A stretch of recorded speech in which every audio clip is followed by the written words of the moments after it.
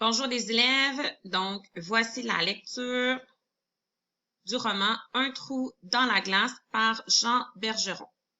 Nous sommes rendus au chapitre 10, le coureur des bois. Malgré le vent qui balait furieusement la neige de tous les côtés, Hervé se fit à son instinct. Il vit dans le bois depuis plus de 30 ans et a appris à voir ce que la plupart des humains ne savent pas voir. Son odorat n'est pas aussi développé que celui des habitants de la forêt, mais il sait être aussi malin qu'eux pour repérer une branche cassée.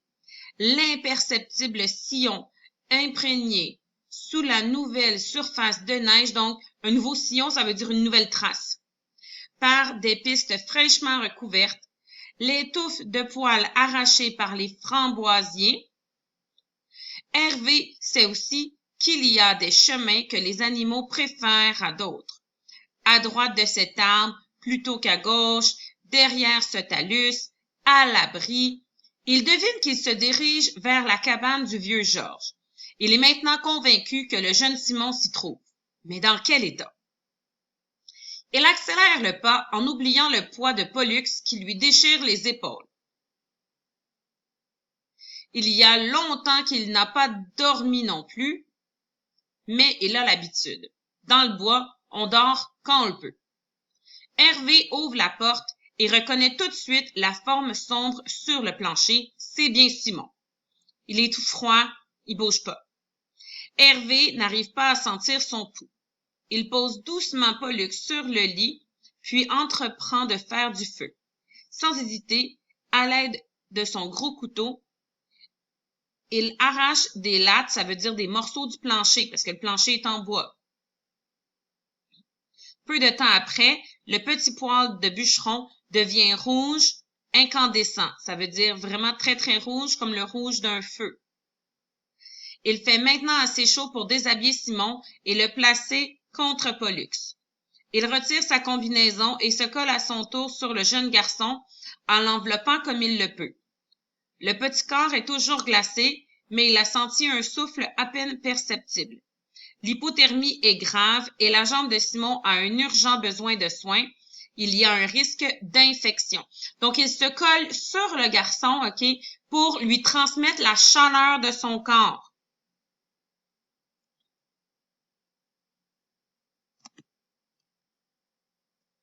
Il ne peut toutefois pas le transporter ainsi.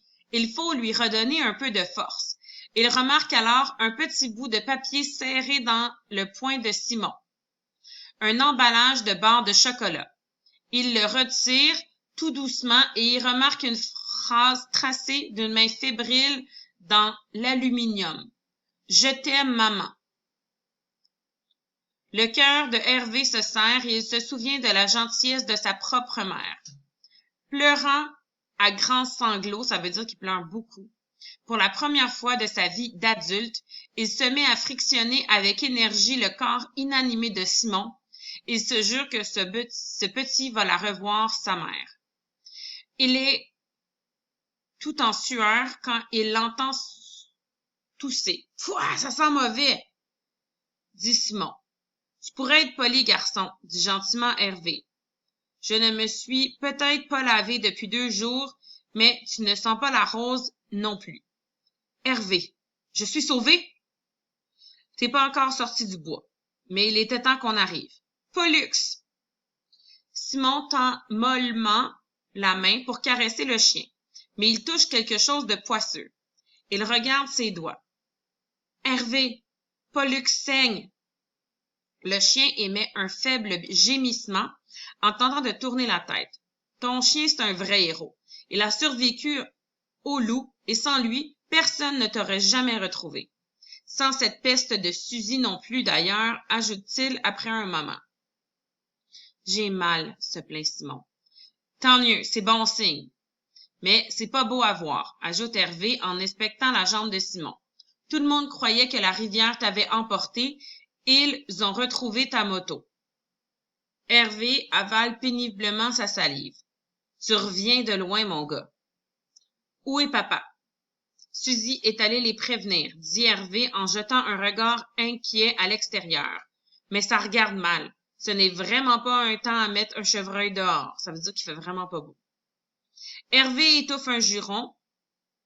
Un juron, c'est un mauvais mot, a bad word. Mais se fait rassurant. T'es chanceux d'être tombé sur la seule cabane de bûcheron de la rivière. Mais veux-tu bien me dire comment t'es arrivé jusqu'ici avec une patte aussi mal amochée? Là, j'imagine que on va savoir ce qui est arrivé. Simon ferme les yeux et frissonne en se remémorant les événements, ça veut dire en se rappelant.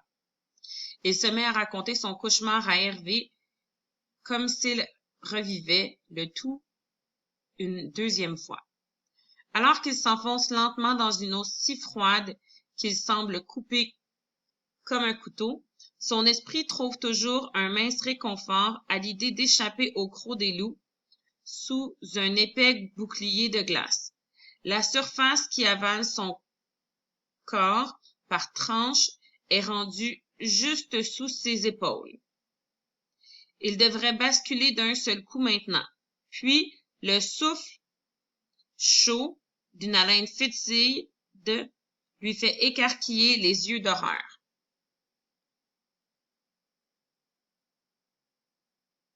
À quelques centimètres de sa joue, une formidable gueule béante s'apprête à le happer. Il détourne instinctivement la tête pour se protéger, mais il est impitoyablement agrippé au-dessus de l'épaule. Ça ne fait pas mal, il ne sent plus rien. Le froid ou les loups, quelle différence? Ils ont bien le droit de manger eux aussi, n'est-ce pas, Hervé? Pense-t-il par dérision. Mais les loups ne jappent pas, réalise subitement Simon. Pollux. En effet, le fidèle animal a retrouvé sa trace et tente de l'arracher à une mort certaine. Le jeune garçon rassemble ses énergies et attrape le collier de Pollux.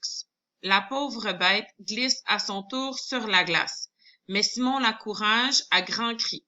Sans lâcher sa prise sur la combinaison de l'enfant, Pollux arrive à se retourner de manière à racler la glace avec ses griffes. D'un seul coup, Simon sort de l'eau comme un bouchon. Pollux est inquiet pour son jeune maître. Il le lèche et le renifle partout. Pour Simon, la sensation de froid n'est plus aussi oppressante, mais tout aussi mordante. Guidé par Pollux, Simon marche à quatre pattes jusqu'aux arbres en bordure de la rivière, une main solidement agrippée à une touffe de poils. Il tremble de tout son corps, mais il a un peu moins froid. Il parvient à se relever et entreprend de descendre la rivière vers la lumière aperçue plus tôt. En bon éclaireur, le chien trouve les meilleurs passages. Simon trébuche à plusieurs reprises. Mais où peut bien être cette fichue lumière? Après avoir marché un temps qui lui semble interminable, le jeune miraculé recommence à douter de son sens de l'orientation. Il avait pourtant clairement souvenir qu'elle était là, en bas, tout proche. Il n'a plus la force de rebrousser chemin et Pollux persiste dans cette direction, pleurant tendrement pour l'encourager. « J'en peux plus, Pollux. Tu m'as sauvé la vie, mais tu ne peux rien faire pour moi maintenant, » dit-il en se laissant tomber mollement. Pollux jappe son mécontentement et le saisit une fois de plus par le col pour le relever. La neige tombe abondamment et aveugle Simon. Poussé par Pollux, Simon se relève et continue sa lutte pas à pas. Un grand mur noir se dresse soudainement devant lui, encore plus noir que tout ce qui l'entoure. Il a la texture d'une planche de bois brut, rugueux et froid. Pollux jappe de plus belle. Un filet de lune passant entre deux nuages se reflète juste au-dessus de lui. Il voit une croix. Non, c'est une fenêtre. Et il est arrivé. Il appelle au secours, mais seul le vent furieux lui répond. Il progresse le long du mur à la recherche de la porte, tout en donnant des coups sur la planche pour attirer l'attention. Un des coups lui fait vraiment très mal. Il a heurté quelque chose. Il cherche prudemment des mains et trouve la clenche métallique d'une porte. Cette dernière ouvre brusquement et Simon tombe à l'intérieur d'une pièce. Pollux s'agite joyeusement autour de lui. Dans un ultime effort, il referme la porte d'un coup de pied avant de s'évanouir. Donc là, on voit les astérisques qu'il y avait avant et après cette partie que je viens juste de lire. C'est pour nous dire, il y a comme un retour dans le temps. Hein? On change de moment, si on veut. Puis là, vous allez voir, on revient au moment où Hervé est dans la cabane avec lui. « Simon, réveille-toi! Reste avec moi, Simon! » Simon est tout pâle, inerte. Inerte, ça veut dire qu'il ne bouge pas. Hervé, paniqué, lui donne de petites claques sur la joue.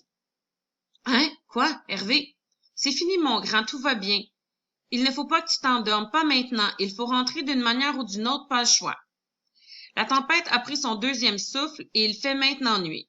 Ils ne viendront pas nous chercher avant l'aube, donc avant le lever du soleil. Mais je ne peux pas marcher, Hervé, ça fait trop mal. Va falloir être courageux. Je vais te fabriquer un traîneau indien pour te ramener. Tu dois voir un médecin, conclut Hervé. On ne va pas abandonner Pollux ici, s'inquiète Simon. Eh non, on ne va pas laisser Pollux ici, le rassure Hervé.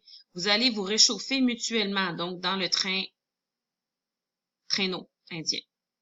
Hervé se glisse doucement hors du lit de camp pour ne pas faire souffrir inutilement Simon et recouvre les deux amis avec la couverture.